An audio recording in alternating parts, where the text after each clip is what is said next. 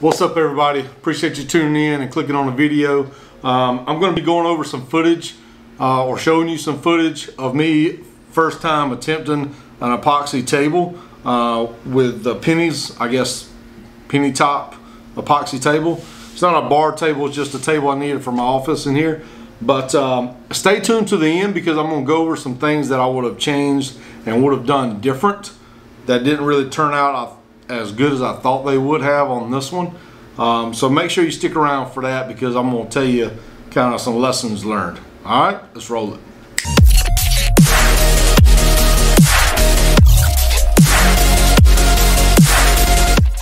This is the table I'm going to try to do the penny top on. First I got to put some on here just to see how they lay out, so hang on.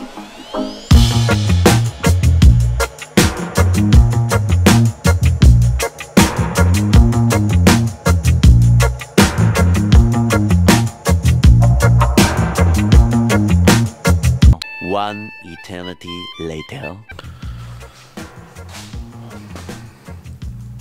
Just a little bit more. Like 2 handfuls of pennies left to finish. Right there.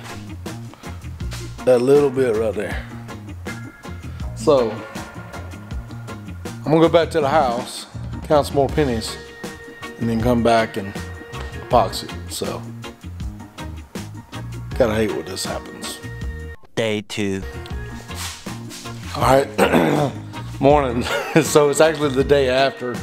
I had like a little bit, that little handful of pennies I had left to get. Went to the house, something come up, so I wasn't able to make it back out here yesterday. So I just finished this last little corner. It wasn't but like 3 handfuls of pennies. So I'm just gonna kind of wipe this down just with some thinner and then mix up the epoxy and get the pour. Yeah.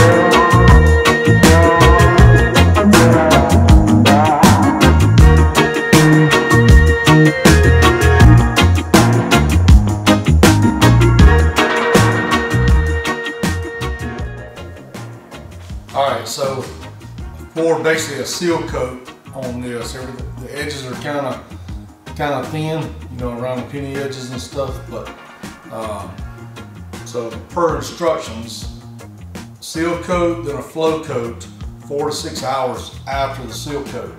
So I'm going to continue to knock the balls out. I'm trying with this torch here, but every time I angle it down it just goes out, so I'm just using just my handy dandy lighter heat gun all busted up. So so I'm going to continue to go over that, knock some of the bubbles out, and then continue to watch it, probably go to the house and then come back and add another flow coat later on. It's been about 3 hours, so I'm going to go ahead and pour the flow coat and see how that goes.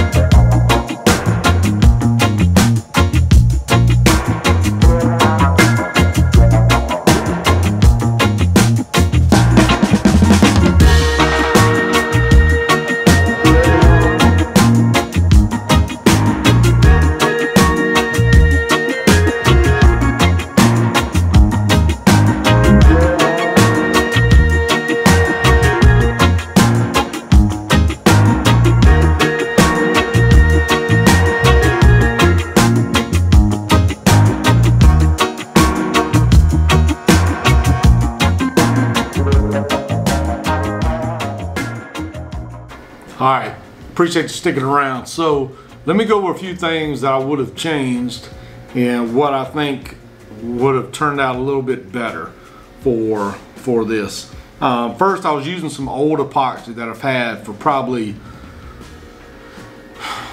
oh man, I want to say probably 4 years. It's just been outside in the shop, just trying to use it up. I didn't know how it was really going to turn out, so that's why I kind of used it on this just to kind of see. I guess I could have done something smaller instead of layering a whole top with pennies. So I had little chunks, and I'll try to include some video of everything I'm talking about here, but it wasn't really on the top. There were some, and I think maybe, I don't know, I know it's going pretty fast, but I kind of was picking out chunks, and especially around the edges, I guess where it flowed out, because I was able, any that were on top, I was able to take the heat gun and kind of melt back in. But the side, I was afraid of really trying to melt because I didn't want it to heat up and then just run all the epoxy off of the edges. So you can see it. I mean, it's worse on this side than some of the others. But you know, some people may not ever notice it, but I do, and especially since it's right here up against me.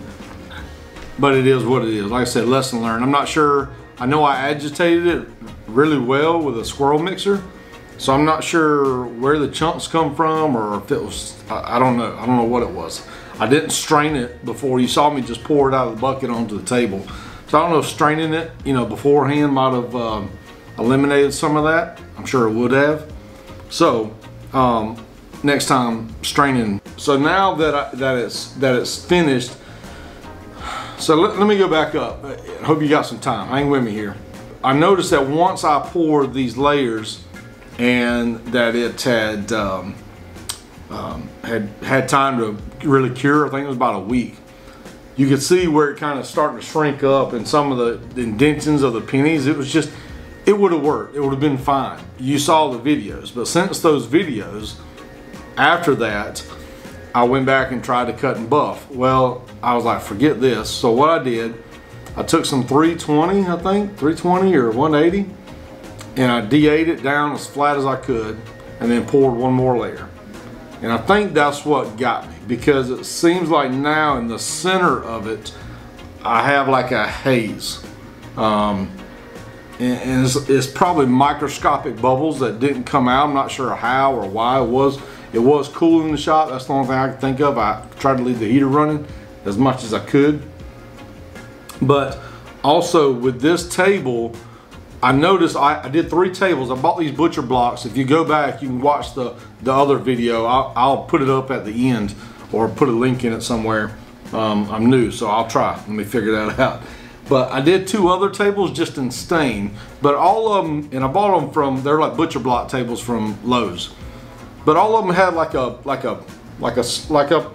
slope in the middle, not by much, but it was like they had a little bit of an arch to them.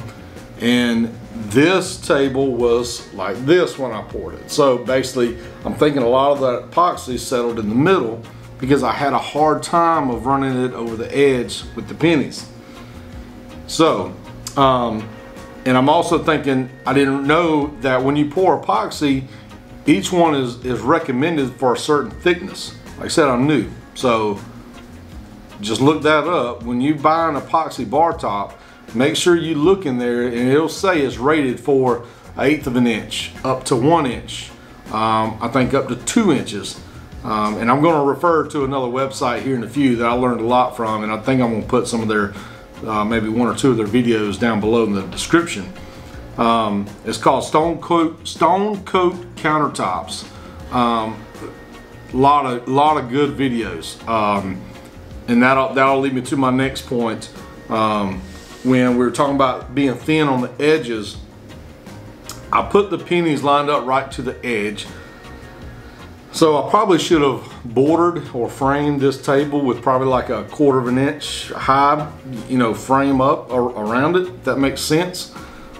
Because, and I'll get some video of this. You can see the highs and lows of the pennies going down the edge of the table, where it wasn't able to completely just be smooth and round off because they they were so close to the edge. But I feel like if I would have framed it up on the edge, you know, I wouldn't have had to worry about it running off over the pennies and over the table. It just kind of, hopefully y'all get what I'm trying to sit down right here. So yeah, penny curved, the pennies on the edge, the table curved, pennies on the edges. I talked about the trim around the edges. Last thing was the stone coat countertop. So after watching his videos, I noticed how he went after he poured and then used a 1/8 inch trowel. If I'm saying that right, I went to Lowe's and Home Depot, I could find a 1/4 inch, but not an 1/8 inch. So I ordered one of his trowels and like the little dabbing brush, because I did notice on the first layer, and if you go watch his videos, because you'll see when you put that trowel down, it may look smooth, but when I went back and sanded that one time, you could see lines exactly where I rolled that roller around. It was crazy. I thought it all leveled out, but it don't. So look at one of his tips where he talks about dabbing. Just go watch the video. Good info. I wish I would have watched that first before I would have started. I watched it after my first layer, sort of.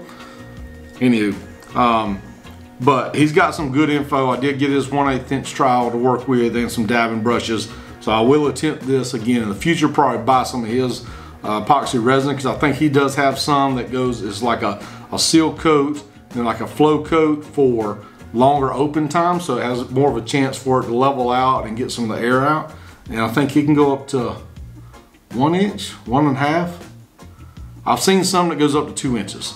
So like I said, be sure to read the data page or the product page, and it'll inform you what thickness it can be poured at. There's different ones for different thicknesses. But other than that, I'm pleased. Here in my office room, whatever, you don't really notice it, but I do, because I sit here all day and I know it's there. My wife does notice some little areas. She's become more of, not really OCD, but more attention to detail since we've been together, because I see these things and point them out. So she's getting that trained eye where she sees some things that the normal person probably wouldn't. So yeah, other than that, lessons learned for the next go around. So I hope this was informative to help you when you go on your next DIY project for some epoxy. But like I said, like, comment, share, do all that kind of stuff at the bottom. I'll put some of Stone Coat's video links in the bottom. I'll link my other video I did for these other tables. Go watch all that good stuff, and stay tuned. I'm Oscar Mike.